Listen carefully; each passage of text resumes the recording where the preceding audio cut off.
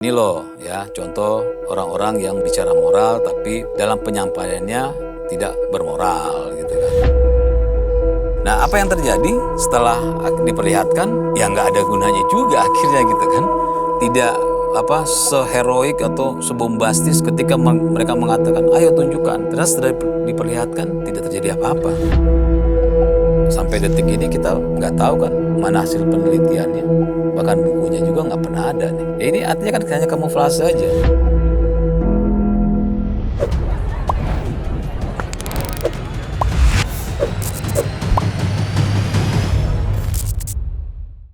Pemirsa, bertemu lagi dengan saya Teddy Gusnaidi di dalam program OTT, On The Table.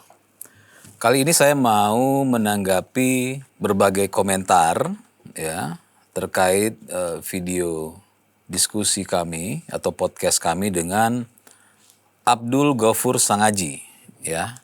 Beliau itu adalah lawyernya dari Roy Suryo dan Rismond. Ada 2 video ya. Jadi kalau pemirsa belum menonton, silakan menonton. Ada 2 video yang kami tayangkan. Video pertama berjudul Abdul Ghafur Sangaji ungkap Roy Suryo CS bukan pion politik. Di video kedua, judulnya Ijazah Jokowi sudah ditunjukkan. Akankah rekening Roy CS juga dibuka? Menarik. Ya, jadi untuk video pertama ya jelas bahwa sebagai lawyernya, sebagai pengacaranya tentu mengatakan bahwa bukan pion politik ya. Karena kan semakin hari itu semakin mengarah pada sebenarnya ada orang di belakang Roy Suryo dan kawan-kawan. Bahkan sudah mengarah pada ini tujuannya untuk kepentingan politik ya. Dan yang lucu yang di video kedua itu judulnya akankah rekening Roy CS dibuka, ya ini sempat jadi lucu-lucuan ya di media sosial. Jadi disandingkan video Roy Suryo meminta dibukakan ijazahnya Pak Jokowi ya ke publik. Terus ada lagi Roy Suryo tidak terima ketika diminta untuk menunjukkan rekeningnya ya ke publik. Karena kalau bicara soal rekening Roy Suryo ini kan ada pemicunya juga. Di mana ya sempatlah ada omongan-omongan ya bahwa ada dana lah ya. Jadi Roy Suryo ini tidak murni memperjuangkan atau membicarakan terkait ijazah Pak Jokowi, tapi ada seperti pesanan. Jadi sudah sampai ke situ ya arah anginnya sehingga orang akhirnya meminta, berani nggak Roy Suryo membuka rekeningnya ya untuk menghapus tudingan atau sangkaan orang bahwa Roy Suryo itu dibiayai untuk hal ini gitu. Tapi oke lah, itu biarkan berkembang. Kali ini saya mau menanggapi komentar-komentar dari 2 video tersebut. Saya langsung saja ya. Ini ada komentar dari sebentar nih. Dadiono Samiran 8024. Mas Dadi ini bilang, sekarang pertanyaannya kenapa hanya presiden ke-7 saja yang dituntut harus menunjukkan ijazahnya? Lalu presiden-presiden sebelumnya gimana? Kok diminta aja sekalian biar jelas sejarahnya? Dari Presiden Soekarno sampai Prabowo.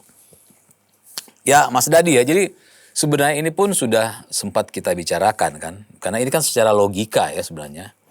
Logikanya presiden di Indonesia bukan baru hanya Pak Jokowi gitu kan. Presiden di Indonesia itu sudah dari Pak Karno sampai Pak Prabowo. Tapi kenapa yang dituntut ya, diminta untuk menunjukkan ijazahnya itu ke publik hanya Pak Jokowi. Ya ini kan menjadi pertanyaan. Dan tentu akhirnya menjadi sangkaan yang melebar kemana-mana banyak orang.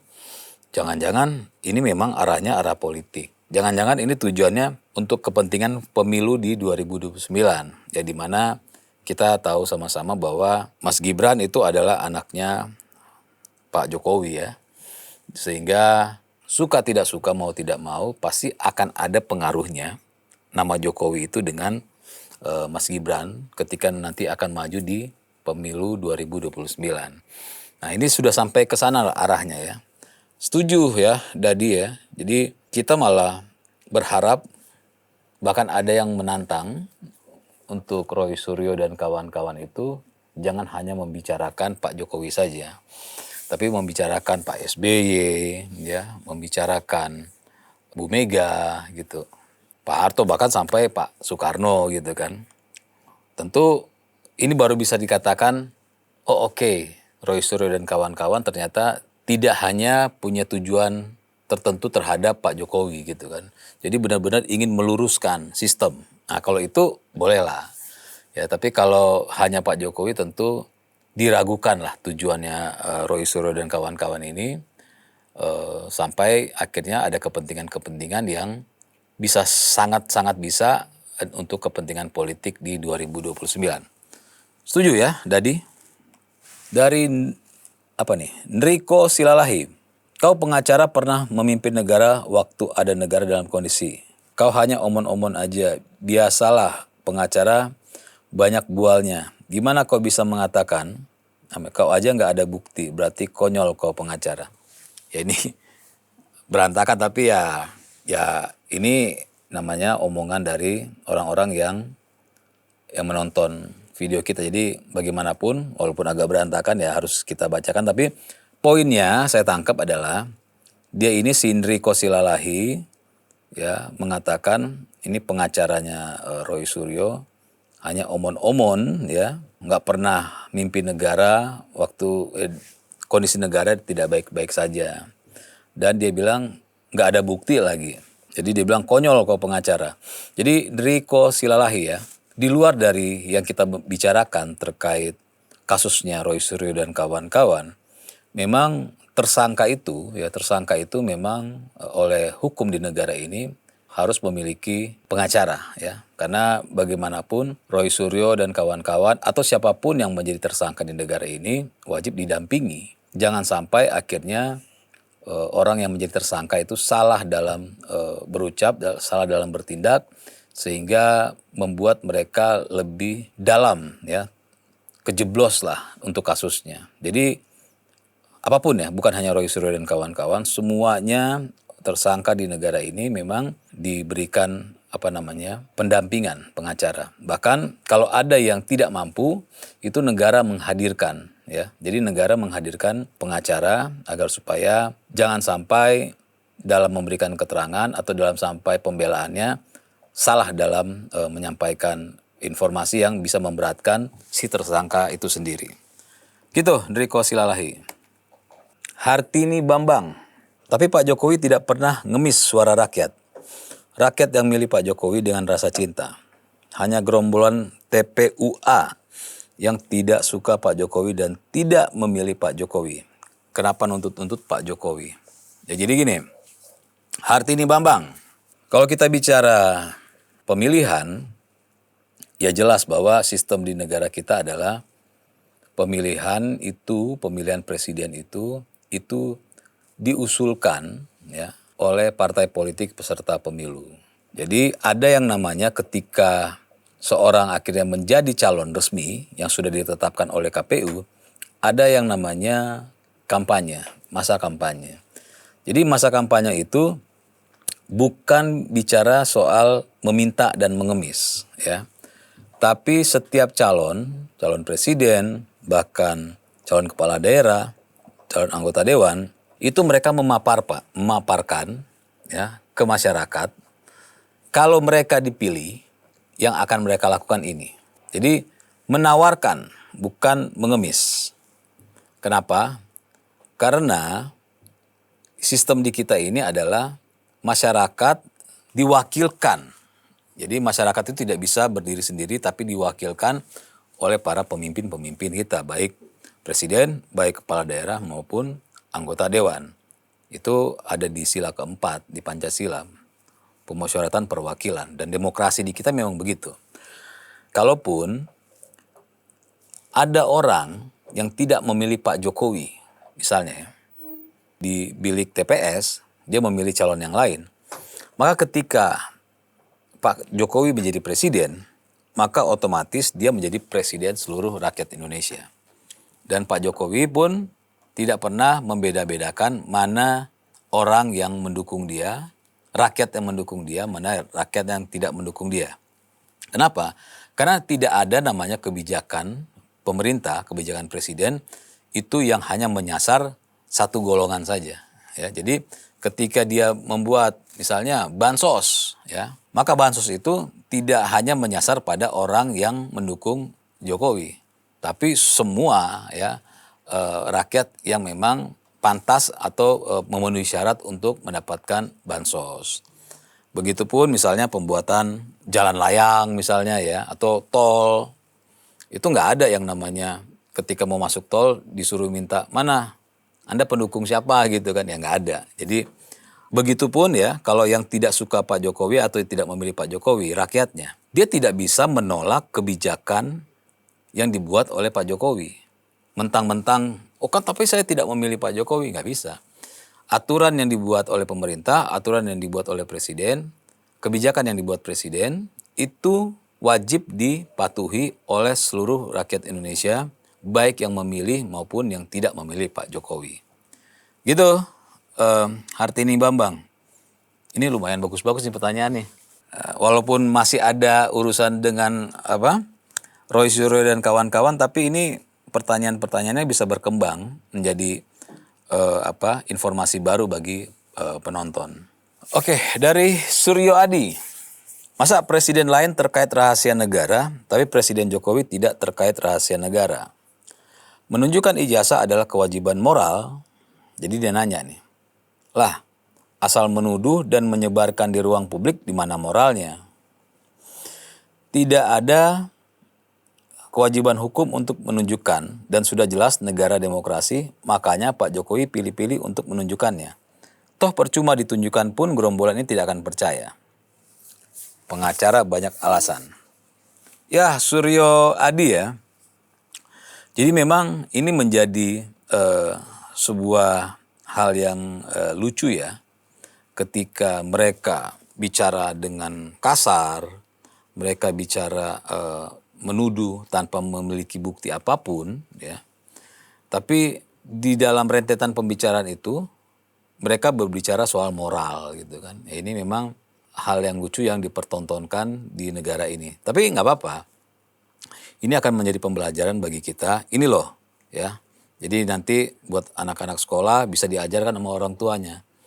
Ini loh, ya, contoh orang-orang yang bicara moral tapi dalam penyampaiannya tidak bermoral gitu kan.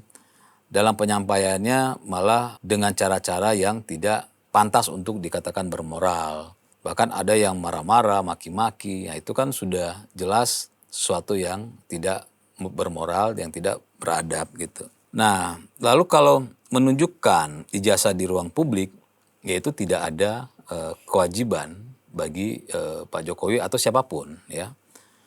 Termasuk saya setuju ketika Roy Suryo diminta untuk menunjukkan rekeningnya ke publik ya. Beliau menolak, ya saya setuju karena itu haknya beliau. Begitupun beliau harus menghormati haknya Pak Jokowi ketika tidak mau menunjukkan ijazahnya. Ketika Pak Jokowi tidak mau menunjukkan ijazahnya ke publik dan dianggap itu salah, maka ketika Roy Suryo tidak mau menunjukkan rekeningnya ke publik, itu pun bisa dinyatakan salah. Jadi kita menggunakan logika yang sama ya. Karena di aturan hukum di negara kita itu data pribadi yang tidak perlu ditunjukkan ke publik dan tidak punya hak siapapun untuk memaksa ijazah itu ditunjukkan ke publik maupun rekening ditunjukkan ke publik gitu. Bahkan diharapkan untuk tidak menunjukkan karena itu bisa menjadi sesuatu yang bisa dimanfaatkan oleh orang-orang yang tidak bertanggung jawab. Lalu percuma ditunjukkan. Ya iya memang. Jadi memang sudah disampaikan berkali-kali bahwa tidak ada kepentingannya untuk menunjukkan. Toh kalau sudah ditunjukkan tidak ada masyarakat yang punya kewenangan untuk menyatakan bahwa itu palsu atau tidak palsu. Karena masyarakat atau publik itu tidak punya kewenangan yang diberikan oleh negara untuk menyatakan bahwa itu palsu dan tidak palsu dan pernyataan itu berefek pada legalitas hukum. Tidak ada gitu. Sehingga sangat-sangat tidak perlu. Tapi yang terjadi ya beberapa hari lalu, akhirnya Pak Jokowi ya melalui para pengacaranya di dalam gelar perkara khusus ya itu akhirnya meminta ya sudah kalau begitu diperlihatkan saja ya kepada Roy Suryo dan kawan-kawannya, dan akhirnya diperlihatkan. Akhirnya mereka kaget-kaget juga, apa yang mereka sampaikan selama ini ternyata tidak terbukti ya, di mana ya mereka sampaikan bahwa ijazah Pak Jokowi nggak ada embosnya ya, tidak ada garis tanda tangannya ya. Ya pokoknya sesuatu yang yang umumnya ada di ijazah itu mereka bilang tidak ada gitu kan. Tapi setelah diperlihatkan ternyata ada ya. Dan terakhir pengacara Egy Sujana mengakui. Jadi kalau Roy Suryo dan kawan-kawan bilang tidak disentuh dan segala macam, itu sudah bisa dijawab oleh teman-teman dari pengacara Bang Egy Sujana. Mereka sempat memegang dan itu ada gitu embosnya, semuanya semua asli gitu. Sehingga mereka menyatakan ke publik bahwa itu benar, ijazahnya itu ada gitu, dan semua ciri-ciri yang disampaikan selama ini tidak ada ternyata ada. Nah, apa yang terjadi setelah diperlihatkan ya nggak ada gunanya juga akhirnya gitu kan. Tidak seheroik atau sebombastis ketika mereka mengatakan ayo tunjukkan, mari kita mau lihat gitu.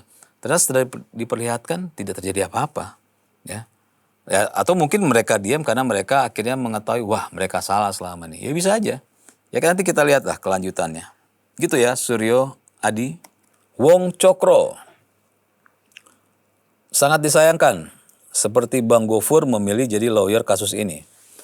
Ya Wong Cokro ya sebenarnya siapapun ya di negara ini, bahkan ya ini saya dulu sempat berdiskusi dengan senior terkait permasalahan hukum ya. Dia sudah dari lama lah menjadi lawyer gitu kan.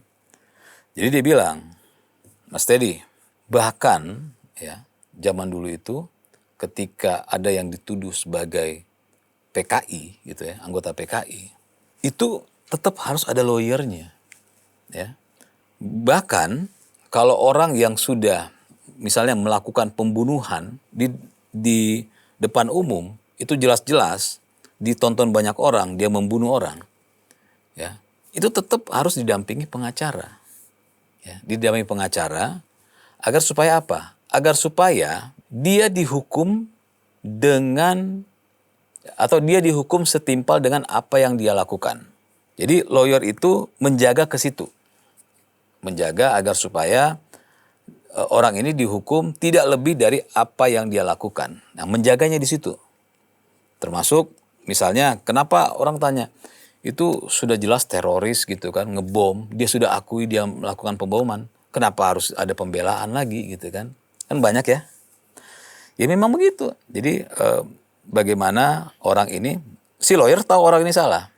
Si lawyer tahu orang ini salah, orang ini membunuh, atau orang ini melakukan pemboman, orang ini anggota PKI, orang ini menyebarkan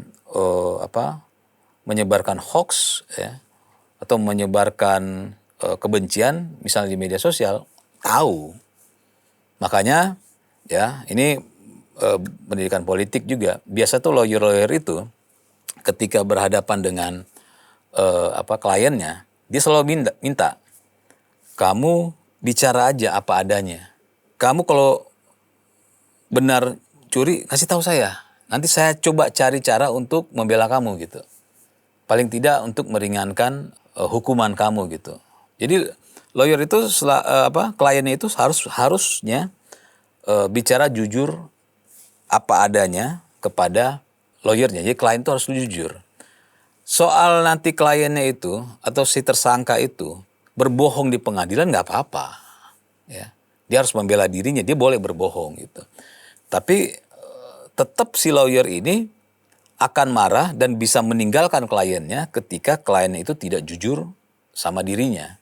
Nah, untuk Bang Gofur ini, ya dia pasti sudah dengan Roy Suryo itu sudah blak-blakan pasti. Roy, kamu jujur sama saya, benar nggak begini.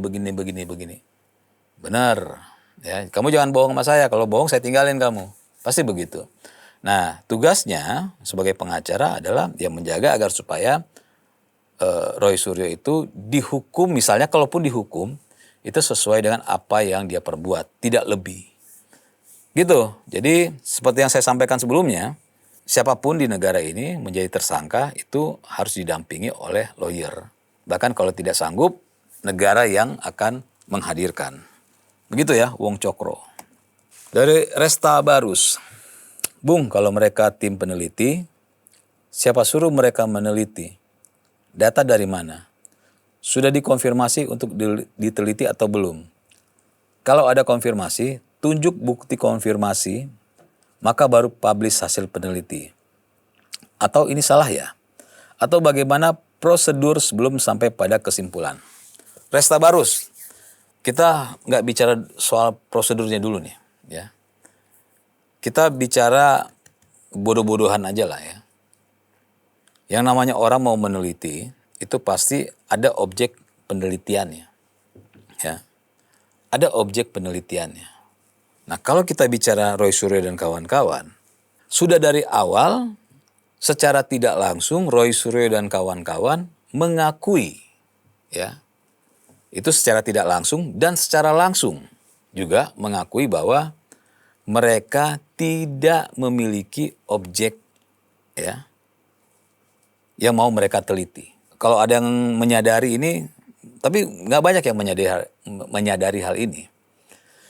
Seharusnya tinggal dilihat nih, ketika Roy Suryo dan kawan-kawan meminta Jokowi tunjukkan ijazahnya, itu sudah membuktikan, ya, secara tidak langsung bahwa mereka tidak memiliki objek yang mereka teliti. Karena kalau mereka memiliki objek yang mereka teliti, tentu mereka tidak akan meminta Pak Jokowi untuk menunjukkan ijazahnya. Karena mereka sudah punya. Itu satu.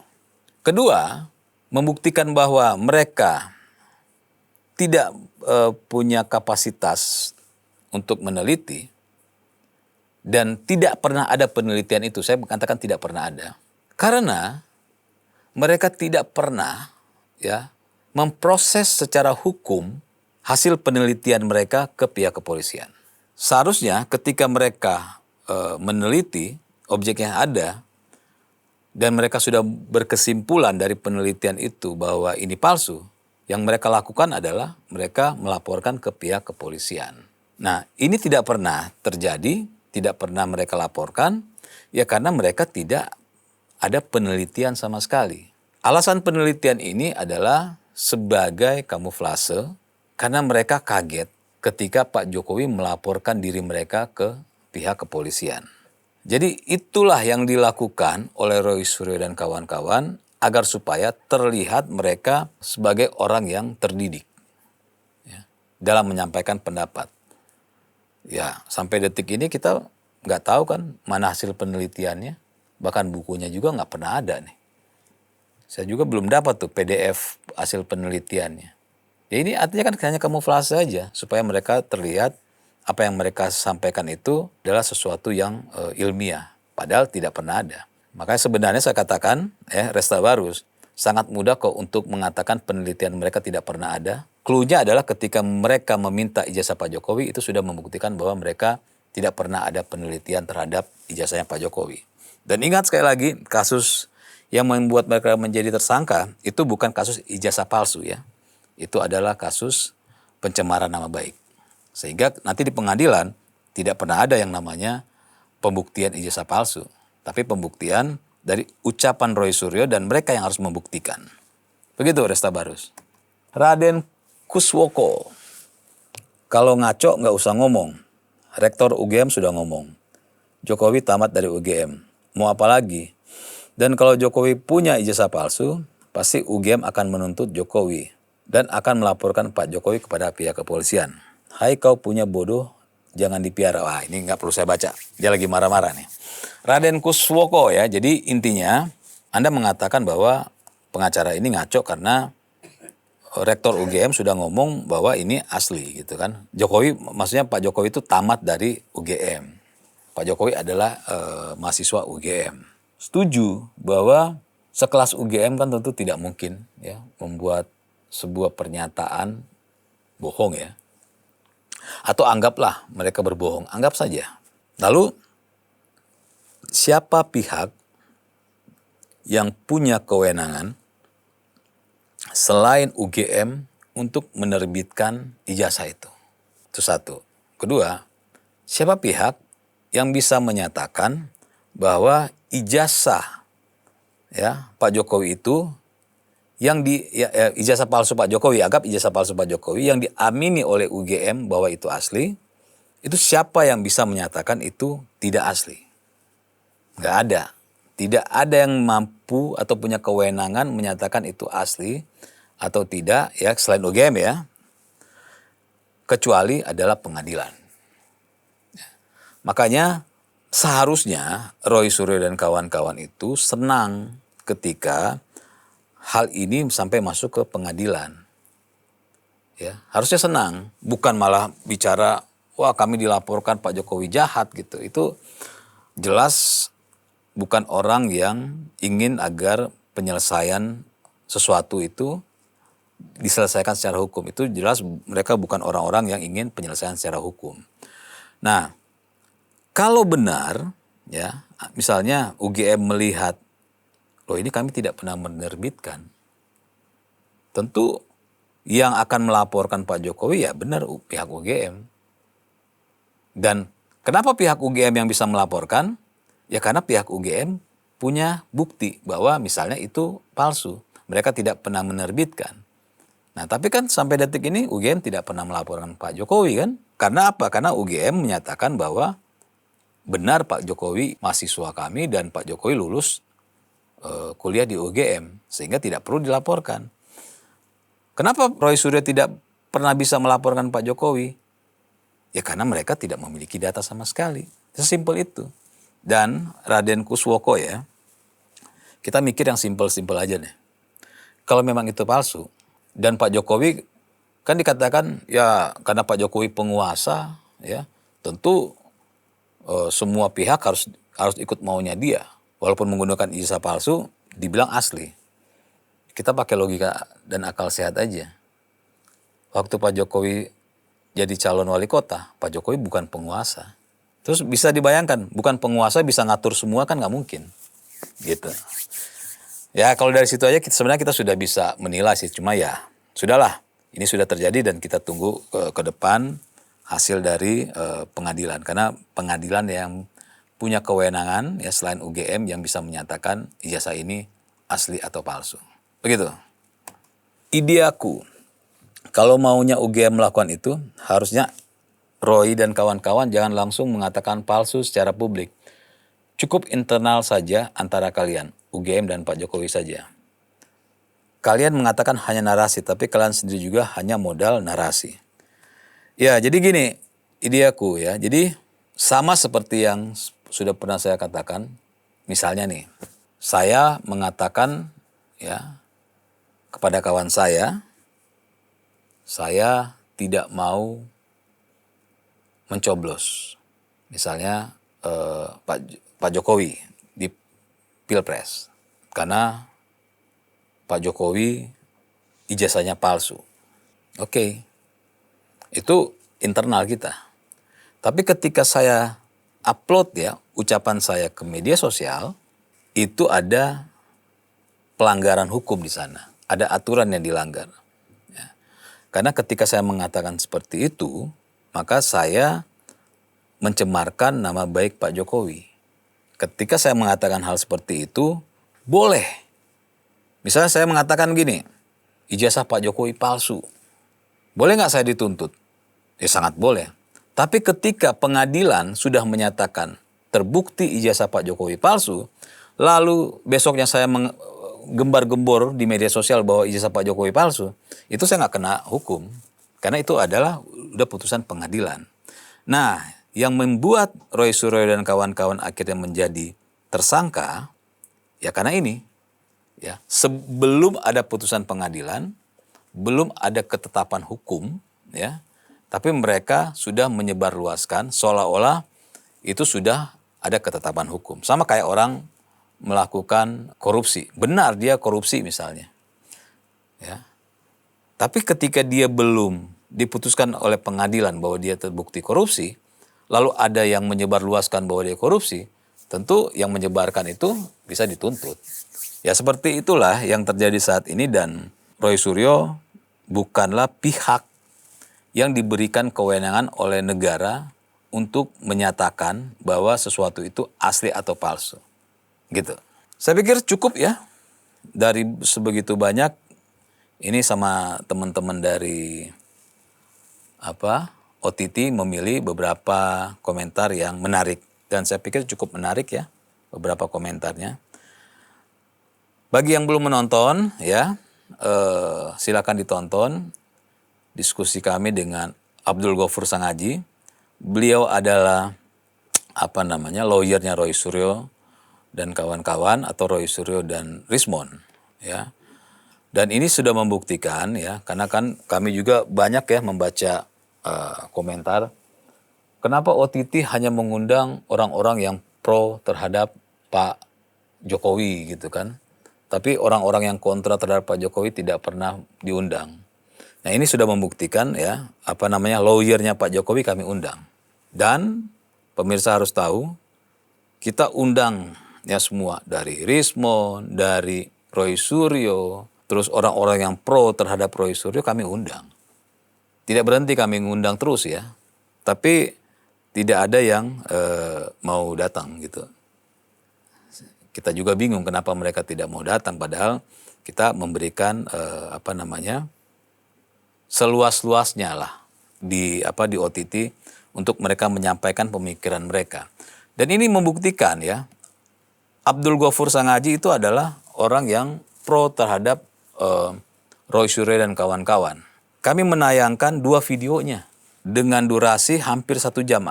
Artinya hampir 2 jam video khusus untuk orang yang pro terhadap Roy Suryo untuk bicara di OTT. Jadi saya harap ya Bang Roy Suryo, Rismond dan yang lain-lain main-mainlah ke sini ya. Kita akan memberikan tempat kalian untuk menyampaikan pendapat. Dimana kalau kalian menyampaikan pendapat di program lain kan terbatas dan sering terputus ya. Apalagi waktunya juga terbatas. Ya kalau kami ya sudah dilihat lah, pengacara Roy Suryo itu kami berikan tempat seluas-luasnya, dan khusus untuk beliau kita sampai bikin 2 video. Ini membuktikan bahwa OTT itu memberikan ruang baik bagi yang pro maupun kontra. Saya pikir cukup dan terima kasih.